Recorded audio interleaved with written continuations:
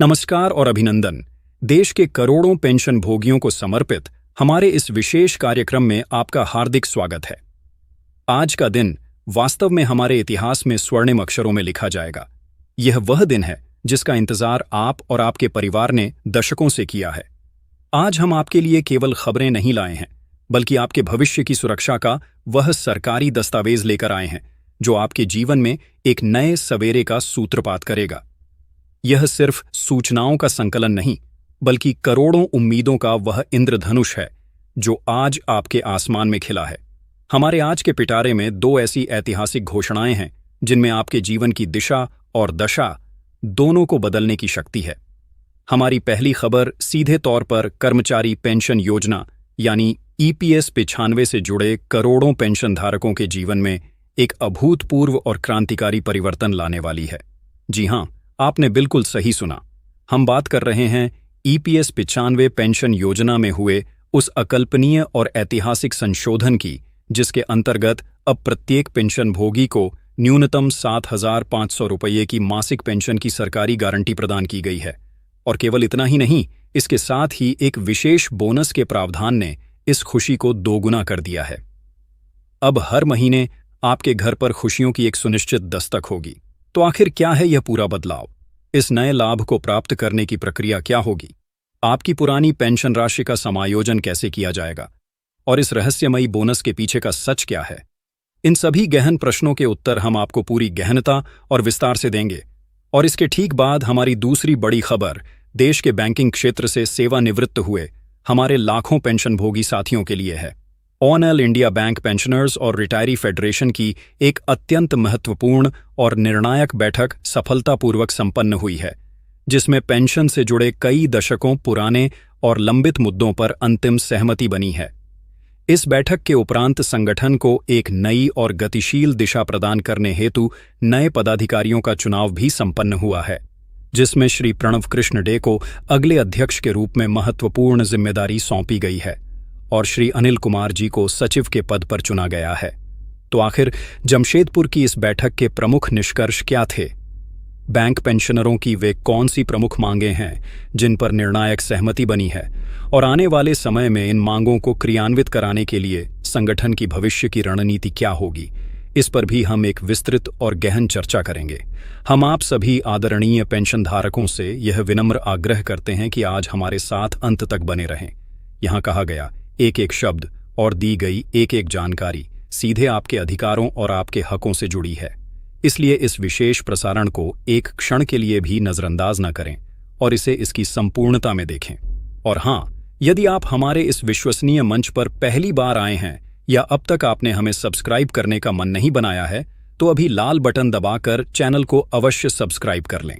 साथ ही घंटी के निशान को दबाकर ऑल नोटिफिकेशन को सक्रिय कर दें, ताकि पेंशन और सेवानिवृत्ति से जुड़ी हर सच्ची, सटीक और तथ्यों पर आधारित खबर आप तक बिना किसी विलंब के सबसे पहले पहुंच सके।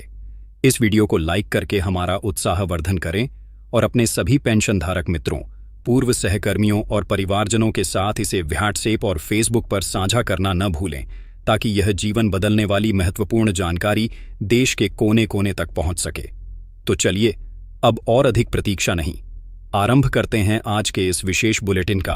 और सबसे पहले उस खबर का रुख करते हैं जिसने करोड़ों चेहरों पर एक नई मुस्कान बिखेर दी है।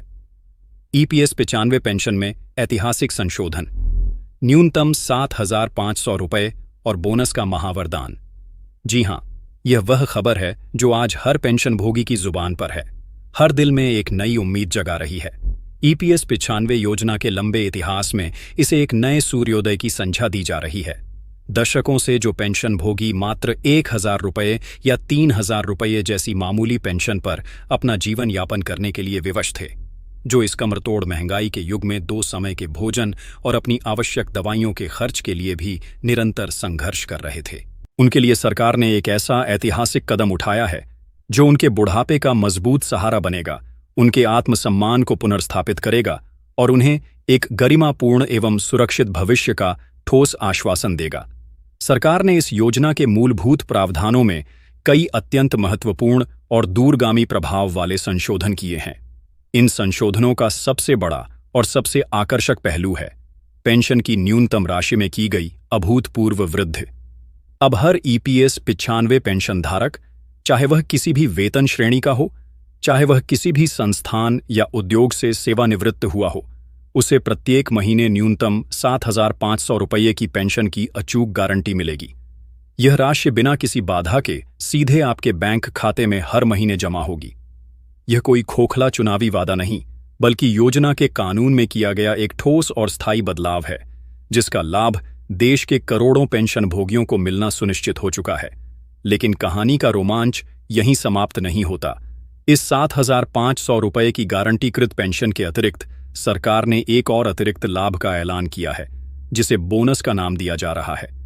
यह बोनस पेंशन धारकों के लिए एक अतिरिक्त वित्तीय संबल के रूप में कार्य करेगा।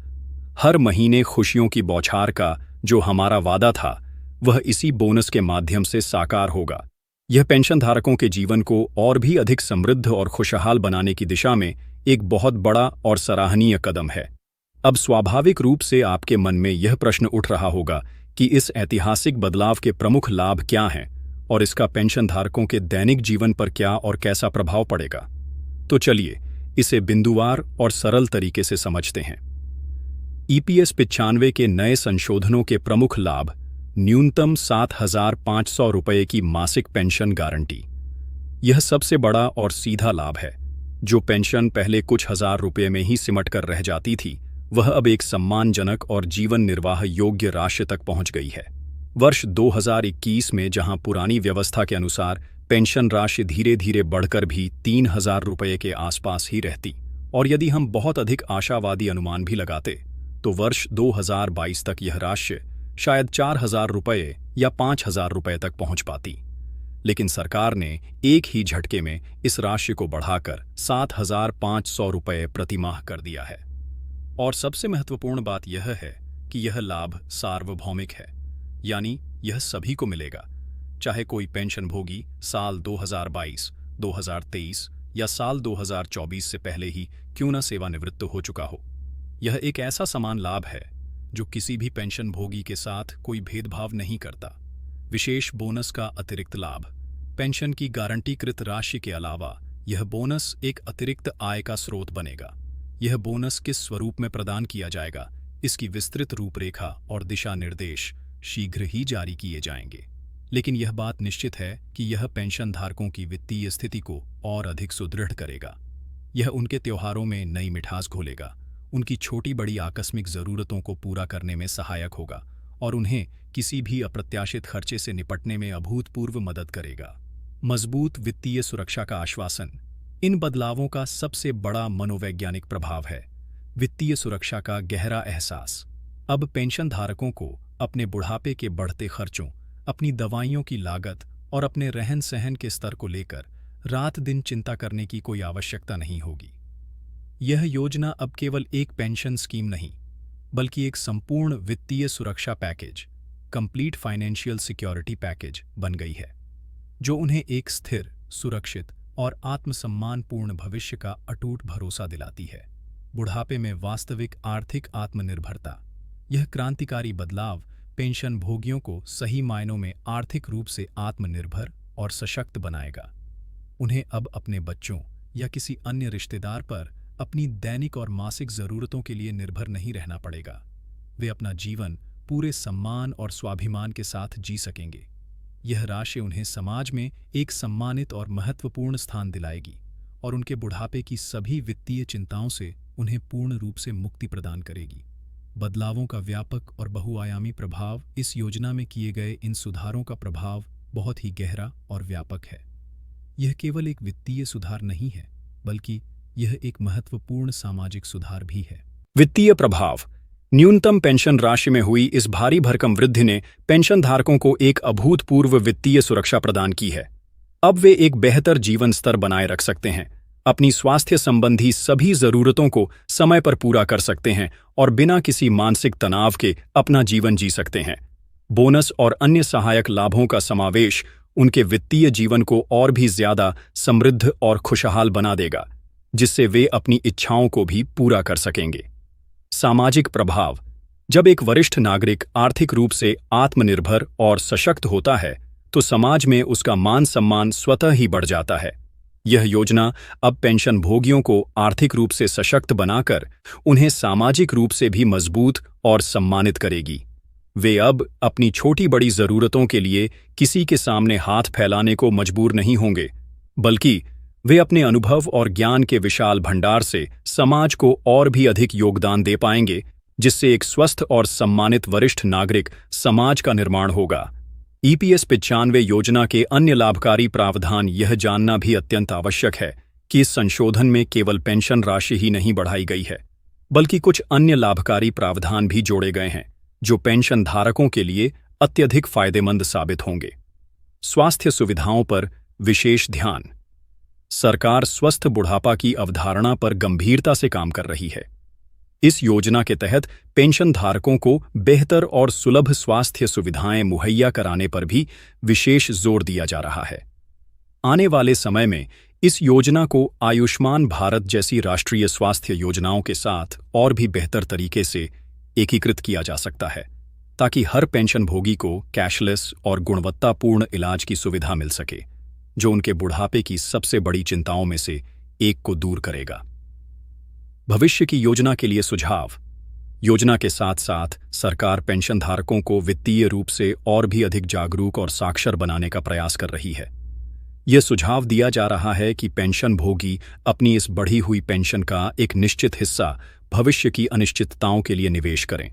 उन्हें अन्य सुरक्षित निवेश विकल्पों पर भी विचार करने की सलाह दी गई है, जैसे कि वरिष्ठ नागरिक बचत योजना, senior citizen saving scheme, fixed deposit या अन्य सरकारी गारंटी वाले सुरक्षित निवेश माध्यम।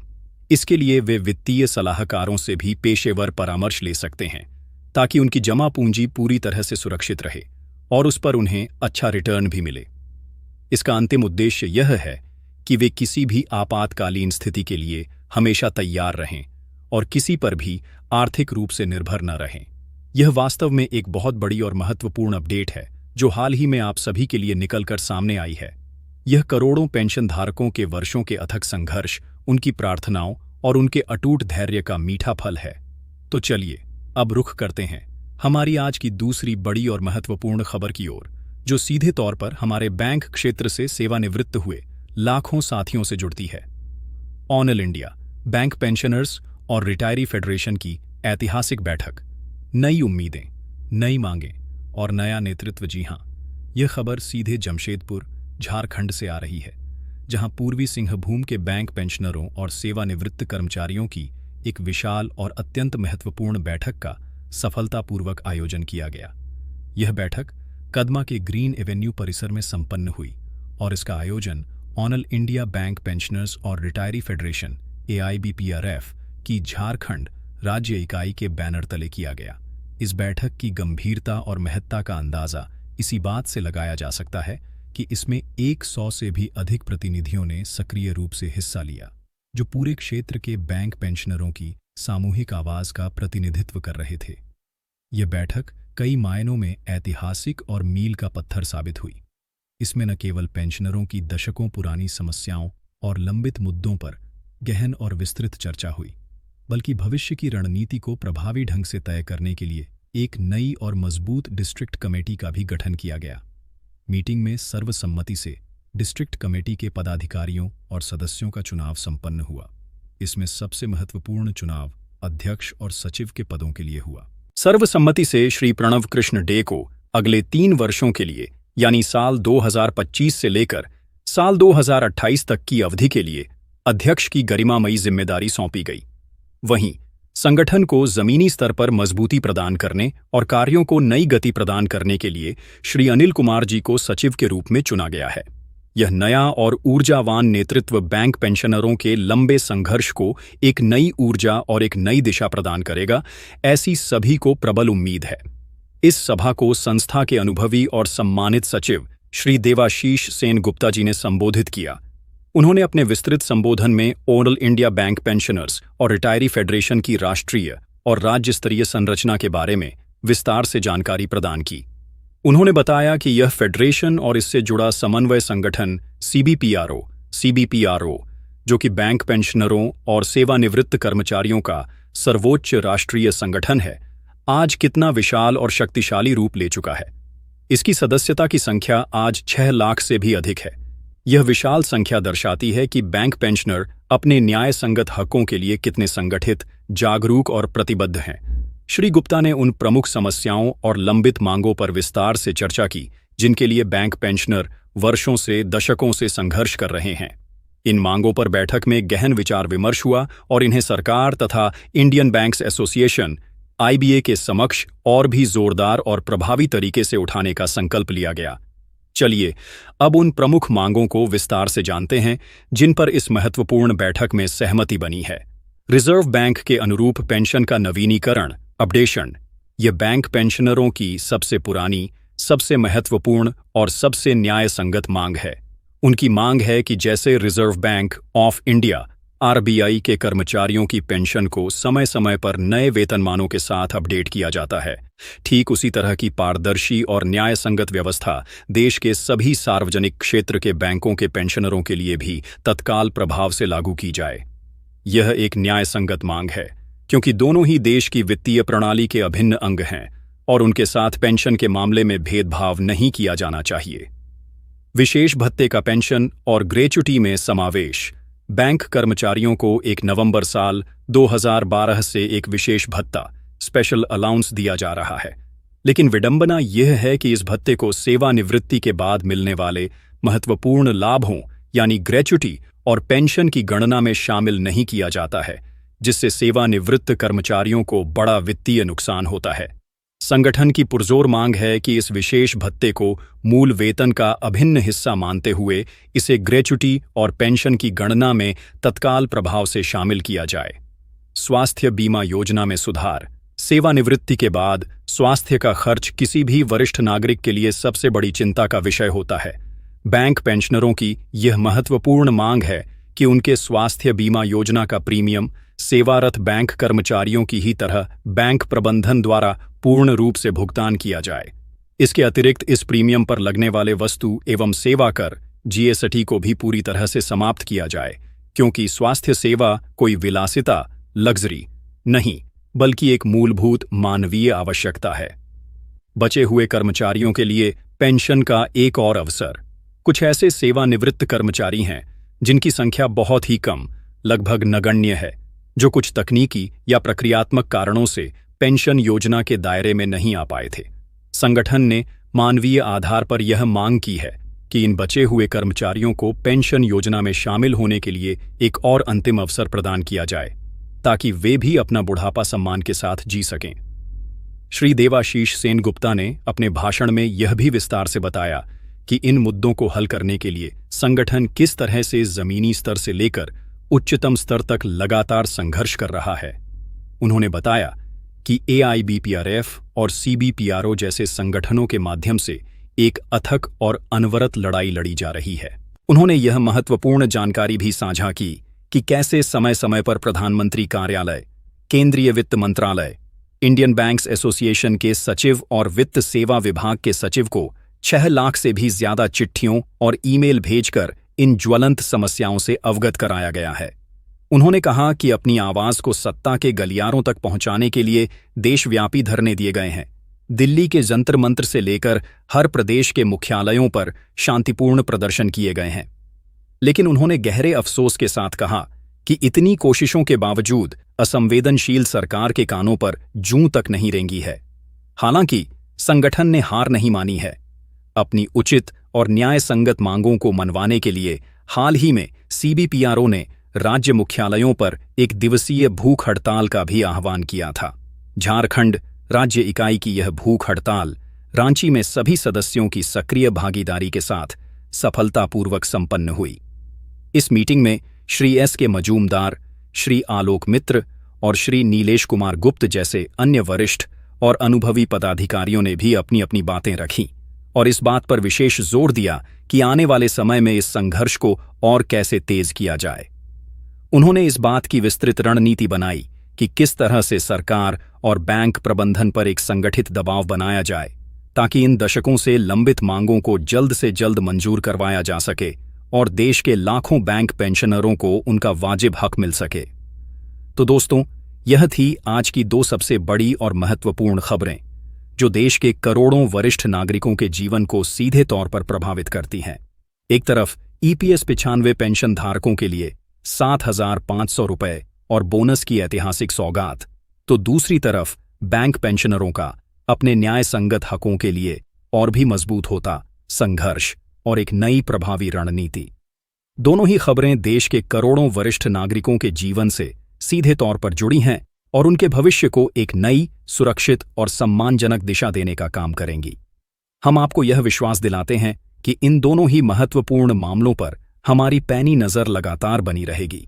जैसे ही ईपीएस 95 के बोनस या अन्य प्रावधानों पर कोई आधिकारिक विज्ञप्ति या अधिसूचना जारी होती है या बैंक पेंशनरों के आंदोलन से जुड़ी कोई भी नई और महत्वपूर्ण अपडेट आती है, हम उसे सबसे पहले और सबसे सटीक तरीके से आप तक पहुंचाएंगे। आज के इस विशेष बुलेटिन में बस इतना ही। हमें उम्मीद है कि आपको हमारी यह विस्तृत और गहन रिपोर्ट पसंद आई होगी।